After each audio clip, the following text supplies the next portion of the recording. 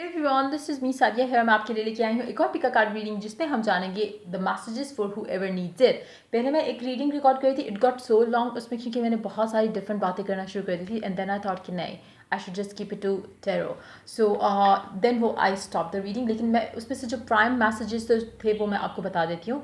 कोई भी चीज़ आपकी लाइफ में हो रही है जिसमें आप बहुत टाइम से एफर्ट कर रहे थे, उस पर गिव अप नहीं करना। यू आर वेरी क्लोज कि आपकी वो विश पूरी हो जाए। दूसरा मैसेज उसमें इम्पॉर्टेंट ये था कि आपका आपका जो माइंड है वो पॉजिटिविटी की तरफ होना चाहिए, क्योंकि जहाँ पे आप पॉजिटिव होगे वो पॉजिटिविटी वाला एरिया एक्सपैंड करेगा। जैसे अगर सपोज एक और चीज़ थी, सॉरी, किसी और चीज़ में जाने से पहले मैं इससे पहले कि मैं बात भूल जाऊँ, बहुत इंपॉर्टेंट है कि अपनी दुआ का तरीका ठीक करो। जब आप दुआ करते हो तो आपको जो भी टाइम आप चूज़ करो वो आपकी मर्ज़ी है, लेकिन मैं प्रेफरेबली रिकमेंड करती हूँ जो रात का टाइम होता है, स्पेशली या तो आपके सोने से पहले या फिर जो टाइम होता है 2 से 3 बजे का या 2 से 4 बजे तक का जो टाइम है वो परफेक्ट टाइम है दुआ करने के लिए। जब आप उस टाइम में दुआ करते हो तो वो डेफिनेटली जो है वो ज़्यादा उसके चांसेस होते हैं कि वो उस टाइम पे आप ज़्यादा कनेक्ट कर सको और उस वाइब में आ सको जहाँ पे यू फील सो रिलैक्स। जब आप दिन के टाइम पे अगर आप करते हो तो आप कुछ ना कुछ बाकी अपनी लाइफ में कर रहे होते हो, तो आपका माइंड बेसिकली उस तरह से रिलैक्स नहीं होता जैसे रात के टाइम पे होता है। और जब आप दुआ करते हो, जो भी आप चाहते हो उसके ऊपर फोकस रखो, वो चीज़ों के बारे में बात नहीं करो जो आप नहीं चाहते। जैसे अगर आप एक जॉब के लिए अप्लाई कर रहे हो तो अपने माइंड में जब आप दुआ करते हो जो भी, तो आपने अपने आप को विजुलाइज करना कि जैसे वो ऑलरेडी आपको मिल रही है। अपने माइंड में एक पिक्चर लेके आओ, जो भी दुआ आप जो बोल रहे हो उसको पिक्चर करो अपने माइंड में।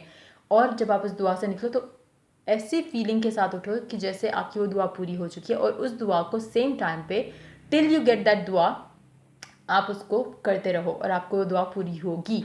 उसके अलावा जहाँ पे बात आती है, जैसे अगर आप रिलेशनशिप में हो और अगर आप किसी रिलेशनशिप में रिकन्सिलिएशन का वेट कर रहे हो, अपने पर्सन के लिए दुआ कर रहे हो, तो जब आप विजुलाइज करते हो, जब आप दुआ करते हुए इस पर्सन के बारे में सोचते हो, तो कोशिश करो कि ये सोचो कि आप और आपके पर्सन हैप्पी हैं, अब साथ में हैं और सारा कुछ परफेक्ट हो चुका है।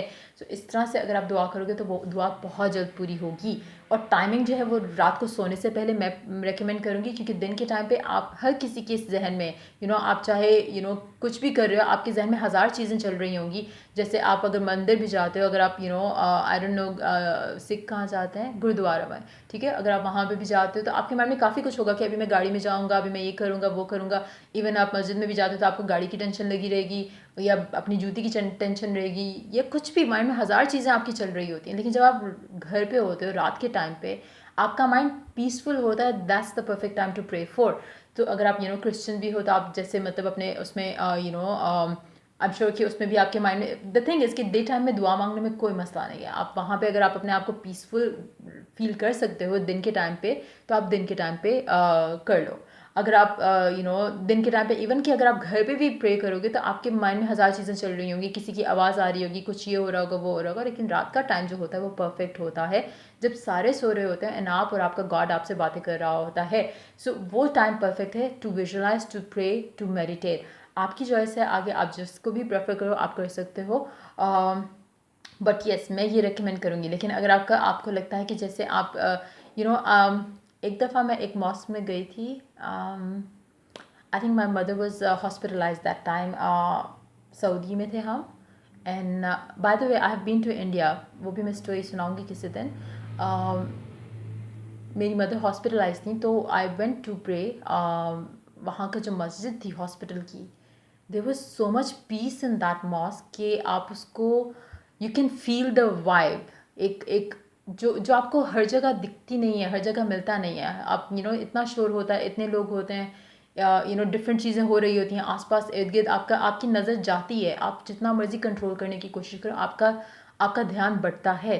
लेकिन वहाँ पे जितने लोग बैठे भी जो हुए थे, they were like obviously they must have been like in pain, क्योंकि ज़ाहिर उनका कोई ना कोई लविंग जो है वो पर्सन वो हॉस्पिटलाइज था। तो दैट फीलिंग इज़ लाइक, अगर आपको वो फीलिंग आ सके, अगर आप दिन के टाइम पे भी कहीं पे जाते हो जैसे जिसमें खामोशी हो और आप अपने आप को कनेक्ट कर सको गॉड से, तो आप डू दैट। चाहे वो जहाँ पे आपका ध्यान ना बटे बेसिकली। सो अगर आप वो दिन के टाइम पे कहीं पे कर सकते हो, डू दैट। अगर आपको रात के टाइम पे एक दफ़ा when I was in Dubai, तभी JBR की मस्जिद में आई वेंट, वहाँ पे भी it was like the same thing. वहाँ पे तो खैर कोई भी नहीं था उस टाइम पे, it was so late at night.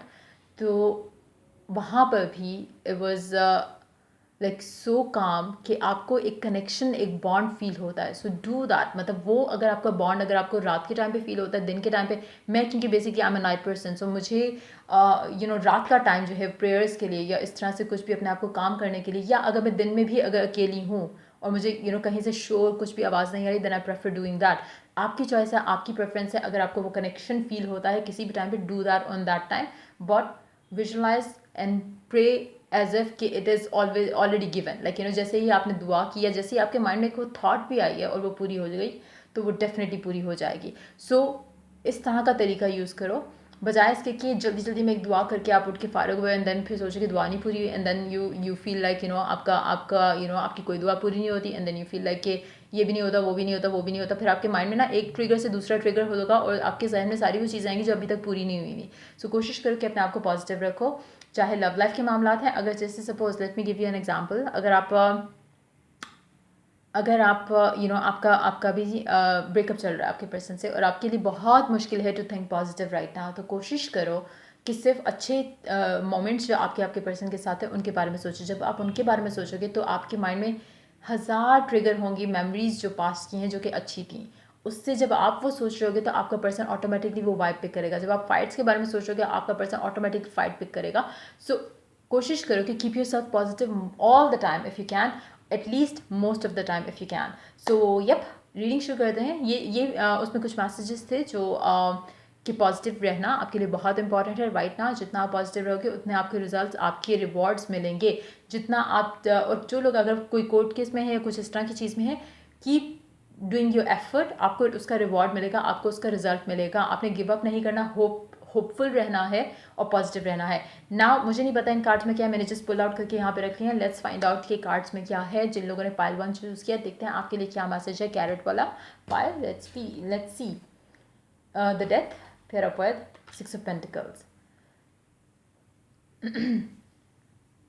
आपकी लाइफ में अगर बहुत ज़्यादा मुश्किलात हैं तो आपको उसके लिए सदका देना है. कुछ लोगों के लिए हो सकता है कि आउटसाइड इन्फ्लुएंस रहा हो, मतलब बुरी नज़र, मुझे लग रहा है ब्लैक मैजिक की एनर्जीज मुझे नहीं लग रहा, लेकिन हो सकता है कुछ लोगों के लिए हो. लेकिन जो भी चीज़ है, अगर आप सदका खैरात करोगे, डोनेशन, चैरिटी अगर आप करते हो इस टाइम पे, तो आपके लिए रास्ते जो हैं वो खुलना शुरू हो जाएंगे और आपके लिए पॉसिबिलिटीज़ खुलना शुरू हो जाएंगी. चाहे रिकन्सिलिएशन की हैं, चाहे मनी मैटर्स के लिए, चाहे किसी भी चीज़ के लिए, आपके लिए पॉसिबिलिटीज़ जो है वो खुलना शुरू हो जाएंगी. सो कोशिश करो कि अपने आप को एक तो जैसे मैंने कहा, एक तो अपने आप को पॉजिटिव रखो, दूसरा एक कि अपनी वाइब हमेशा हाई रखो. अपने आपको इस तरह की नेगेटिव एनर्जीज जितनी भी होती हैं, चाहे ब्लैक मैजिक है, चाहे इविल आई है, वो सिर्फ तभी अफेक्ट करती है जब आपकी वाइब लो होती है. अगर आपकी वाइब लो नहीं है, वो आपको अफेक्ट नहीं कर सकती. जिन, भूत, ये वो सारी चीज़ें आपको तभी नज़र आएंगी, आपके साथ तभी इंटरेक्ट करेंगे जब आप लो वाइब पे होते हो. तो कोशिश करो कि अपने आप को पॉजिटिव रखो. जितना आप हाई वाइब पे होगे उतना आपको एंजल्स दिखेंगे, आपको अच्छी ड्रीम्स आएंगी, उतना आपको स्पिरिट गाइड्स देखेंगे, उतने आपको पॉजिटिव साइंस नजर आएंगे. आपको ऐसा लगेगा जैसे universe is trying to communicate to you. लेकिन उसके लिए बहुत इंपॉर्टेंट है कि आप एक तो क्या खा पी रहे हो, बहुत इंपॉर्टेंट है. दूसरा, नेगेटिविटी से बिल्कुल आपने अपने आप को दूर रखना है, चाहे वो in form of TV drama क्यों ना हो, मूवीज़ क्यों ना हो, टॉक शोज़ क्यों ना हो. कोशिश करो कि अपने आप को इन सब से दूर रखो as much as you can. उसके अलावा आपने चैरिटी करनी है, उसके अलावा आपने डोनेशन करना है. उससे आपकी लाइफ में जो भी मुश्किलें परेशानियां हैं वो दूर हो जाएंगी.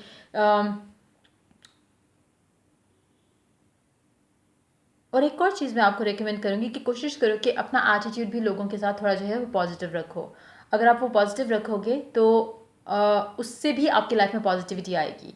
You have to have love to receive and to give love.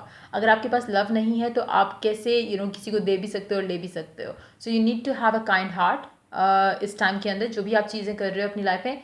और एक और चीज़ मैं कहूँगी, कभी भी सदका खैरात या डोनेशन सिर्फ उस लिए नहीं करो कि मैंने कहा तो कर रहे हो.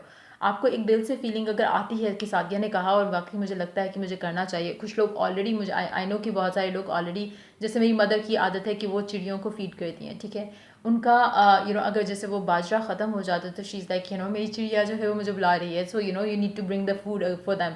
सो इस तरह से उनका वो नेचर है. तो इट्स लाइक हर किसी का डिफरेंट होगा. तो कुछ लोग मतलब रूटीन वाइज करते हैं फीड, कुछ लोग जो जो भी मतलब उसमें आपको लाज़मी नहीं आपने इंसानों को ही कुछ हेल्प करना है, आप जानवरों को भी हेल्प कर सकते हो। बिल्ली को दूध रख दो बिल्ली के लिए पीने के लिए, कुछ भी ऐसा। डॉग्स अगर आपको रास्ते में दिखते हैं उनके लिए आप फूड रख सकते हो। What ever it is that is convenient for you, आप वो करोगे तो आपके रास्ते जो हैं वो खुलना शुरू हो जाएंगे।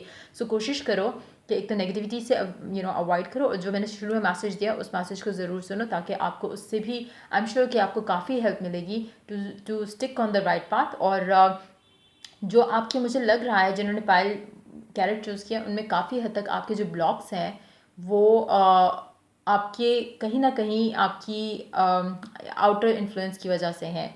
लेकिन उसको हम इसी तरह से दूर कर सकते हैं कि आप एक तो अपने लिए प्रोटेक्शन बना के रखो हर वक्त। दूसरा, आप अपना चैरिटी डोनेशन वगैरह जब आप करते हो, किसी को हेल्प करते हो, तो ऑटोमेटिकली यूनिवर्स आपको हेल्प करता है, आपका गॉड आपको हेल्प करेगा। सो ये थी रीडिंग आप लोगों की जिन्होंने पायल 1 चूज़ किया। देखते हैं पायल 2 के लिए क्या मैसेज है इस टाइम पे। The hermit, night of pentacles. मुझे लगता है जिन लोगों ने पायल 2 चूज़ किया उनको या तो फाइनेंशियल इश्यूज़ हैं या फिर कमिटमेंट इश्यूज़ हैं बहुत ज़्यादा, जो अभी आप जिनके बारे में ज़्यादा सोच के परेशान हो। अगर आपकी कमिटमेंट में भी कोई अगर सपोज़ आप डाइवोर्स भी लेना चाह रहे हो या आप एक रिलेशनशिप से निकलना भी चाह रहे हो, तो आपको फाइनेंसेस जो है वो एक ऐसी चीज़ है जो आपको उस चीज़ में से निकलने नहीं दे रहे। अगर आप टॉक्सिक कनेक्शन में हो तो कहीं ना कहीं कुछ ऐसा है जो कि आपको उस कनेक्शन में रहने पर मजबूर कर रहा है। आपको कोई वे आउट नहीं नज़र आ रहा राइट नाउ, लेकिन डोंट वरी, आपको वो वे आउट मिल जाएगा। आपको करना सिर्फ इतना होगा कि आप जैसा मैंने शुरू में मेंशन किया कि आप अपने रब से करीब होकर, जितना करीब होकर दुआ कर सकते हो उतना करीब होकर दुआ करो। आपको कहीं ना कहीं से एक हेल्प मिलेगी। मुझे नहीं पता वो आपके नियर बाय जो लोग हैं उनकी तरफ से होगी या एक डिवाइन हेल्प आ जाएगी। आपको कहीं ना कहीं हेल्प मिलेगी जिससे आपकी सिचुएशन जो है वो बेहतर हो जाएगी। अगर आप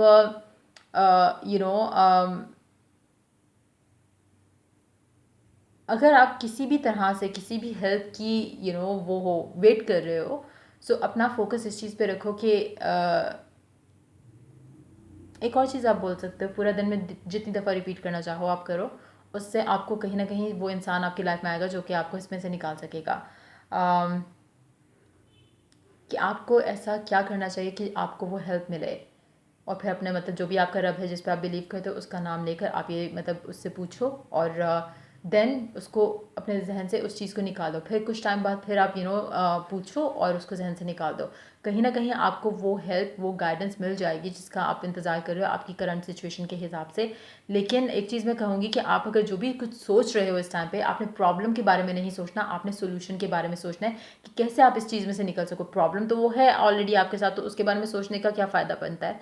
तो इम्पॉर्टेंट ये है कि आप जो भी सोच रहे हो उसको प्रोडक्टिवली सोचो। ऑब्सेसिवली भी अगर सोचो तो प्रोडक्टिव वे में ऑब्सेसिवली सोचो, और आपको डेफिनेटली रास्ता कहीं ना कहीं मिलेगा, कहीं ना कहीं सोल्यूशन मिलेगा। जो भी आपके मसले हैं, जो भी मसाइल हैं जिसके बारे में आप परेशान हो राइट नाउ, वो उसका आपको बहुत जल्द आपकी आपको हेल्प मिल जाएगी। लेकिन अगर आप सही तरीके से दुआ करो और अगर आप सही तरीके से सोचो, बजाय इसके कि अगर मुझे अगर अगर मुझे हेल्प ना मिली तो क्या होगा, अगर ये ना हुआ तो क्या होगा, अगर वो ना हुआ तो क्या होगा, अगर रिकनसाइल ना हुआ तो क्या होगा। आपने नेगेटिव सोचना ही नहीं है। जितना आप पॉजिटिव के ऊपर फोकस रखोगे उतना वो आपको हेल्प और गाइडेंस जो है वो मिल जाएगी। लेकिन अपने दुआ का तरीका जो है वो इम्प्रूव करो, और कनेक्शन जो है अपना अपना अपने गॉड के साथ जिस तरह से भी आप कनेक्ट करते हो, आप गॉड के साथ कनेक्ट करना चाहते हो गॉड के साथ करो। अगर आप यूनिवर्स पे या स्पिरिचुअलिटी पे बिलीव रखते हो, स्पिरिचुअलिटी में जाकर आप अपने अपने आप को यूनिवर्स से कनेक्ट कर सकते हो, सीख कर सकते हो गाइडेंस हेल्प उनसे सीख कर सकते हो। What ever you believe in, आप उसमें जो भी रिलीजन से आप बिलोंग करते हो, जो भी आप पाथ फॉलो करते हो, आप उस चीज़ से सीख गाइडेंस, आपको डेफिनेटली हेल्प मिलेगा, और आप उस हेल्प को लेकर जब आप आगे चलोगे तो आपके लिए आसानियाँ आएंगी। So I hope it was of help. अगर आपको पसंद आई हो रीडिंग, और अगर आपको इससे हेल्प मिला हो, गाइडेंस मिला हो, तो लाइक शेयर सब्सक्राइब जरूर करो। Till I do the next reading for you guys, take care, bye bye.